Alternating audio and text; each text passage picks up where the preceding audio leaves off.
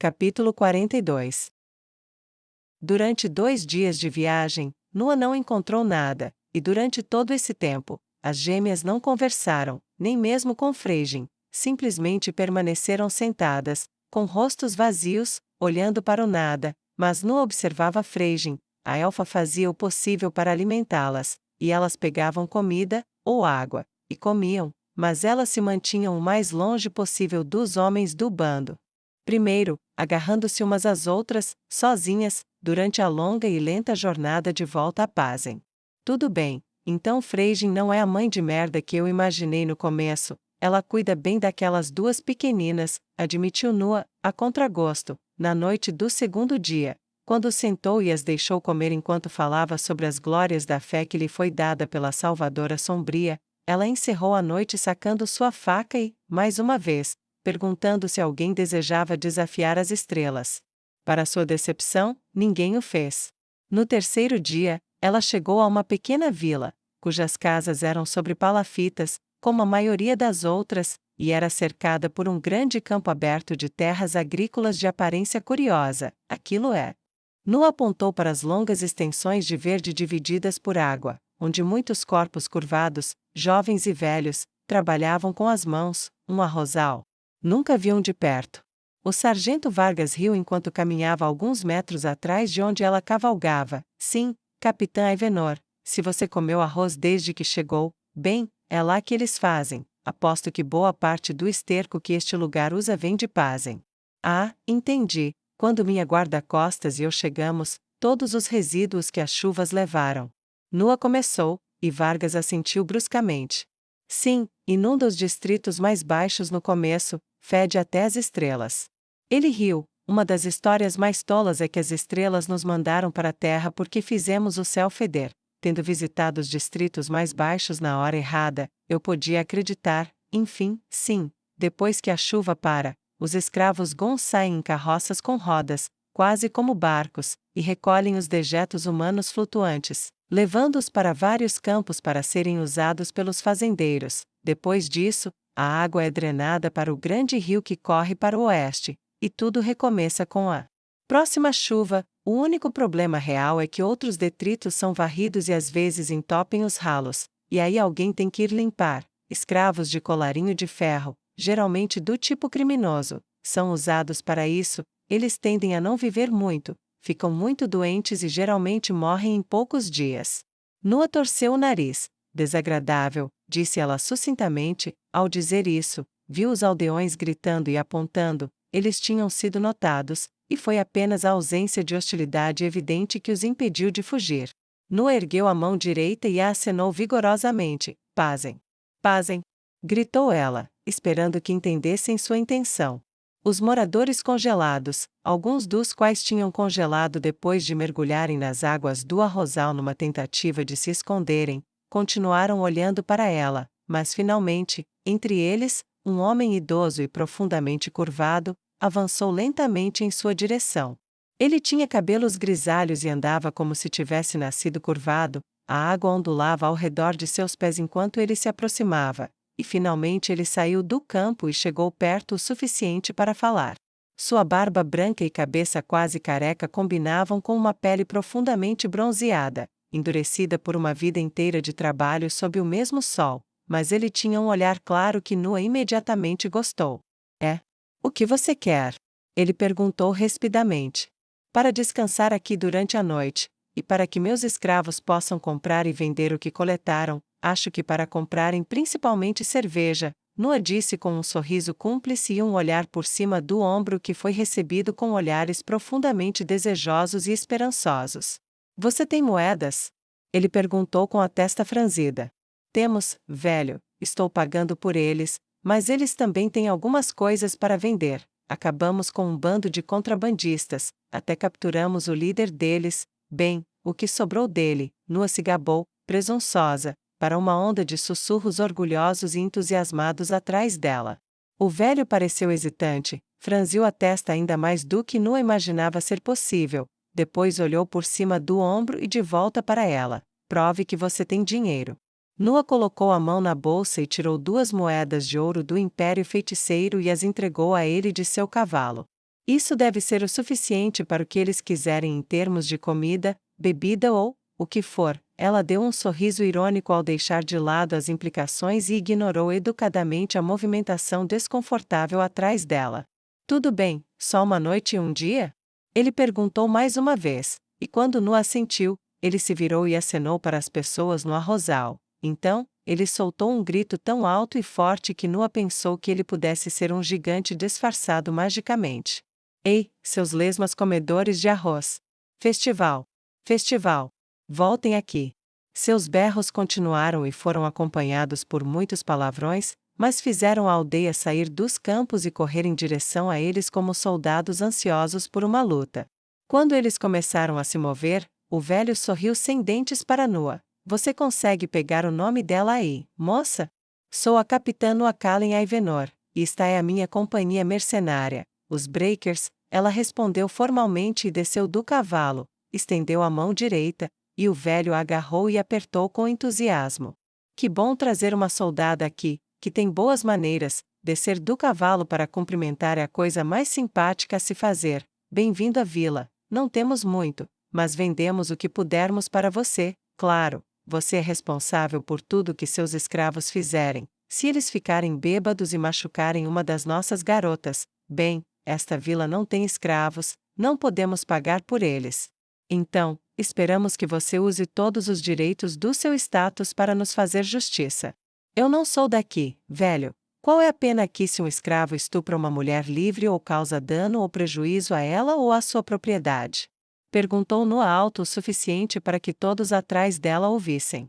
Esta é uma aldeia, senhora, não temos prisões. Você tem duas opções: chicoteá-los até desmaiarem ou matá-los. Normalmente, nós apenas os matamos, enterramos seus corpos no arrozal e os deixamos ajudar o arroz a crescer.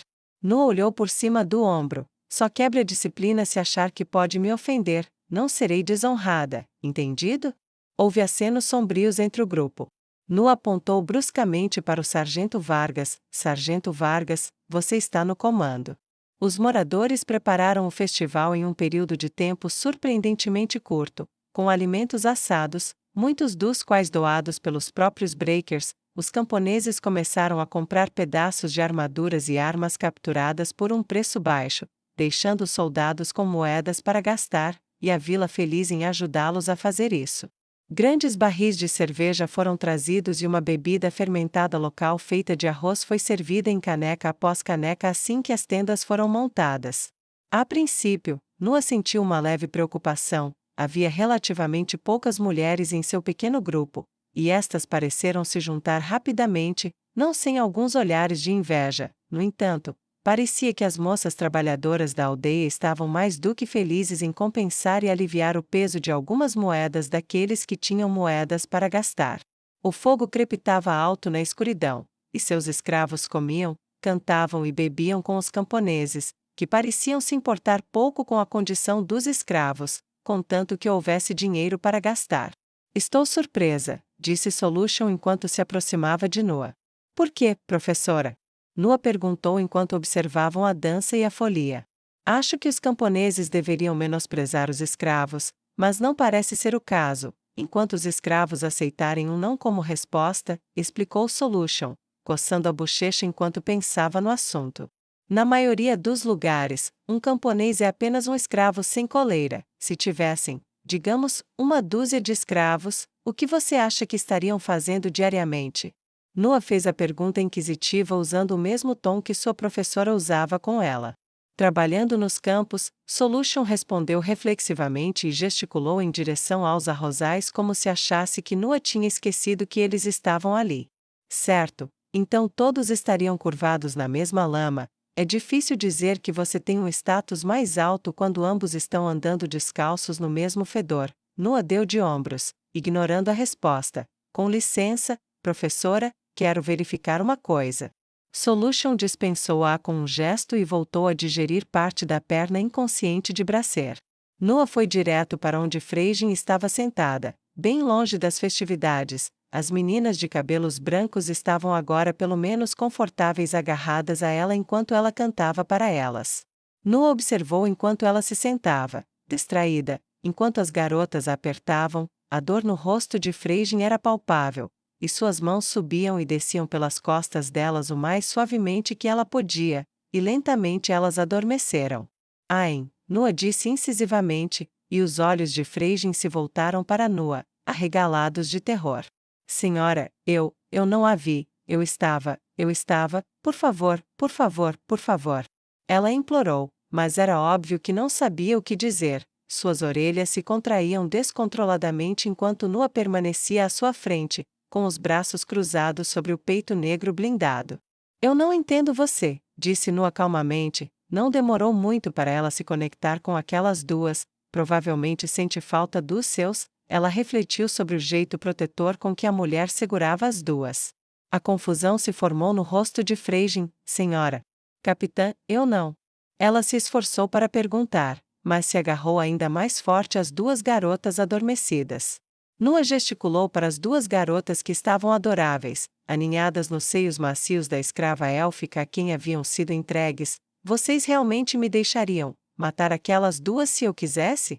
Freijin abaixou o rosto e apertou um pouco mais os braços enquanto Nua sentia sua raiva começar a aumentar e lutava para controlá-la.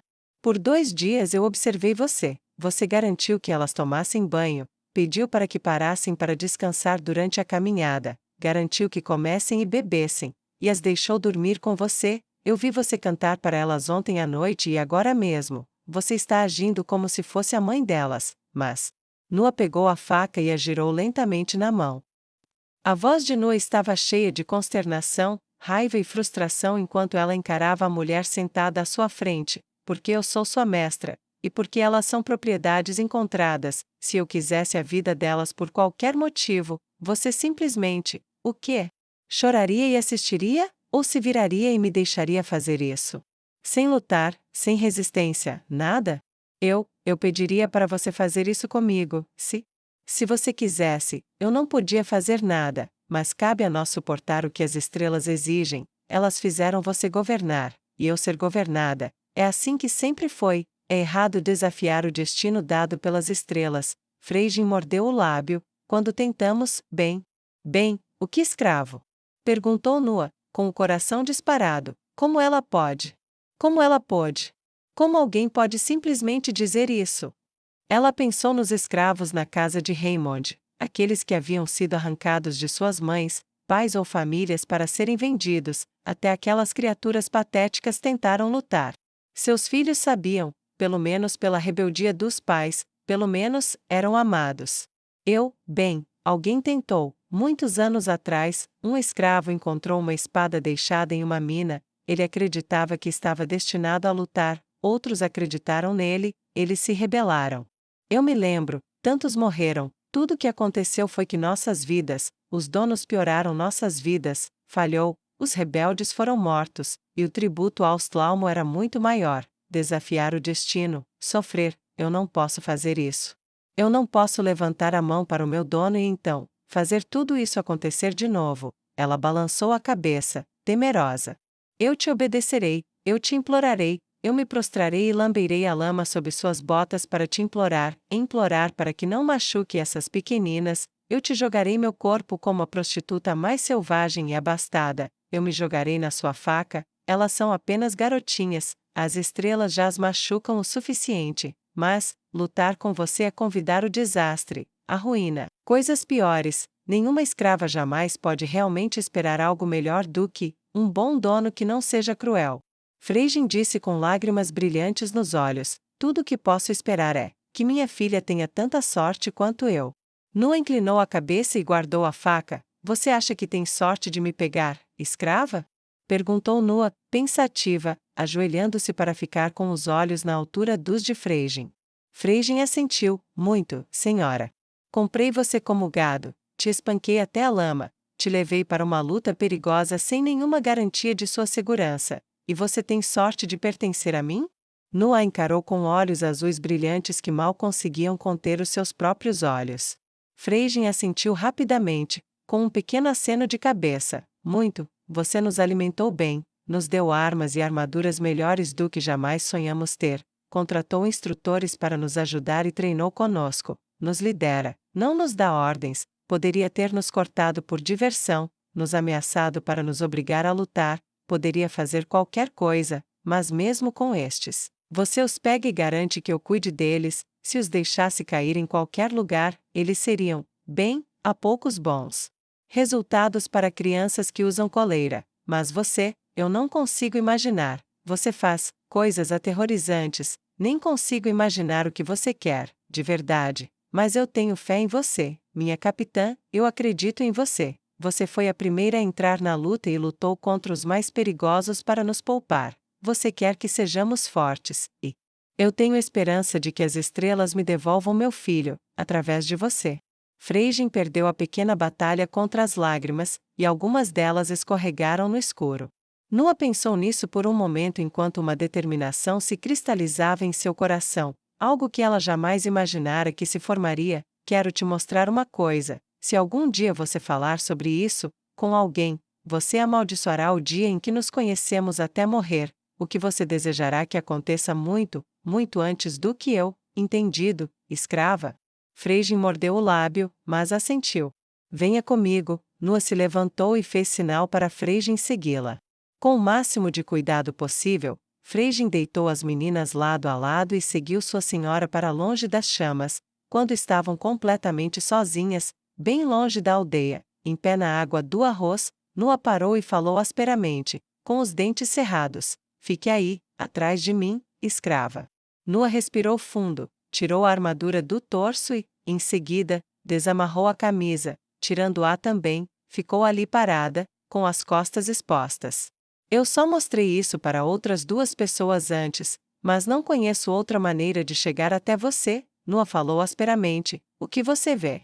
Nua perguntou calmamente. Cicatrizes, em um design, um emblema como o que vimos você usar. Freijin disse, dando um passo hesitante para mais perto.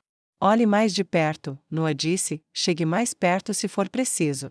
Quando Freijin caiu de joelhos, horrorizada, criando um respingo e ondulações na água dos campos, Nua teve certeza do que tinha visto. Essas linhas abaixo? Ela perguntou. Toque-as, elas são o que você pensa, disse Nua suavemente. Mas como? Freijin começou a perguntar, cobrindo a boca para interromper a pergunta. Na noite dos meus gritos, minha guarda-costas removeu o que agora são apenas tênues linhas brancas. Você viu, como uma cicatriz cicatrizada faz parte do corpo, então um feitiço de cura de baixo nível ou uma poção barata não a remove. Eu odiava o que estava lá atrás, era feio, eu era feia, ela me ajudou, mesmo que doesse mais do que recebê-las. Nua disse secamente enquanto olhava por cima do ombro para a elfa ajoelhada. Mas essas, de luta? Ela perguntou, e então balançou a cabeça. Não, não de luta. Eu era uma escrava, como você, em um país muito, muito distante daqui. As ações da Salvadora Sombria levaram à guerra entre uma aliança de nações, contra seu pai divino. Tive a chance de desafiar o destino, eu o fiz, e eu venci, nós vencemos. Naquela parte do mundo, menos de 15 anos atrás, elfos livres eram cada vez mais raros, e éramos escravizados, mais a cada dia. Mas quando a chance surgiu, e nos rebelamos, juntando-nos aos exércitos da Salvadora Sombria às dezenas de milhares. Ajudamos a esmagar nossos opressores, recuperamos nossas vidas. O destino não é algo decidido por você, escrava, Nua disse asperamente, estremecendo quando uma mão trêmula começou a tocar as linhas tênues iluminadas apenas pela luz da lua distante e pelas águas refletidas do arrozal quase sem ondulações onde agora se encontravam. Destino é apenas o que você aceita e se recusa a mudar ou desafiar. Sim, você pode perder, pode morrer, pode sofrer. Mas isso não é menos verdade se você não fizer nada. É por isso que você me enfurece tanto. Quando te dei uma chance, e você falhou, ouvi você implorar por perdão que sua filha não pôde ouvir, mas você não está disposta a correr um risco a menos que ele lhe seja entregue. Malditos sejam os destinos, malditas sejam as estrelas e maldito seja qualquer um que queira aumentar minhas cicatrizes, Nua disse suavemente, olhando para o próprio rosto nas águas refletidas. Se você a ama, ame-a mais do que o destino, as estrelas ou os deuses, porque ela precisa de você, aquelas duas garotas lá atrás precisam de você, nenhum destino precisa de você, nenhum deus ou estrela precisa de você, seus entes queridos precisam, se há algo pelo qual vale a pena lutar além do meu Deus, são aqueles que amamos, se não vale a pena arriscar tudo por isso, o que diabos é? Perguntou Noa. Freijin não teve resposta, ajoelhou-se em silêncio, percorrendo cada vestígio de cicatriz nas costas de Noa, até que sua dona gesticulou para sua camisa descartada. Agora, vista isso de volta em mim, junto com minha armadura, e vamos voltar. Freijin não disse uma palavra, ela seguiu os movimentos mecanicamente, até que sua dona estivesse vestida e elas retornassem para a vila. Ela sentou-se entre as meninas encolhidas, acariciando seus cabelos brancos e cantando uma canção de ninar para elas, apesar de já estarem roncando, mas manteve os olhos nas costas de Noa enquanto sua capitã se afastava.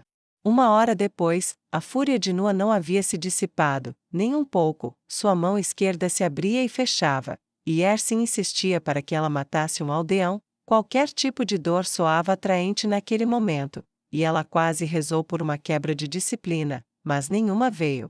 O que ocorreu-lhe tornava aquele o momento perfeito para visitar Bracer. Algumas palavras agradáveis e algumas moedas de prata transformaram a casa de um camponês em uma prisão temporária, onde Bracer, ainda gemendo, estava sentado, sem o braço direito e a perna esquerda, com os dois restantes acorrentados diagonalmente atrás das costas. Ele viu Noa se aproximando e tentou xingá-la. Mas a lâmina dela o fez ficar em silêncio. Ela se aproximou no escuro e sentou-se em frente a ele. O que você quer, vadia? Ele cuspiu. Só algumas respostas, disse Noa calmamente. Foda-se suas perguntas. Ele cuspiu num acesso repentino de raiva quando ela se sentou casualmente de pernas cruzadas na frente dele. Noa colocou a ponta da faca na coxa dele e começou a raspar a pele como se fosse uma maçã. Ele uivou, e ela parou. Ah, isso dói? Ela inclinou a cabeça para o lado e sacou a faca. Ele começou a ofegar e a se esforçar devido à dor, seu corpo tendo espasmos tão fortes que ele caiu. Bem, se você quer algo para fazer a porra, sejamos honestos, você é inútil para uma mulher agora, quer ela queira ou não, a única capaz de penetrar nesta pequena cabana sou eu. Ela brincou com a faca casualmente, tirando um pouco de terra das unhas, e esperou até que ele se controlasse. O que você quer? Ele gemeu, com saliva escorrendo dos lábios.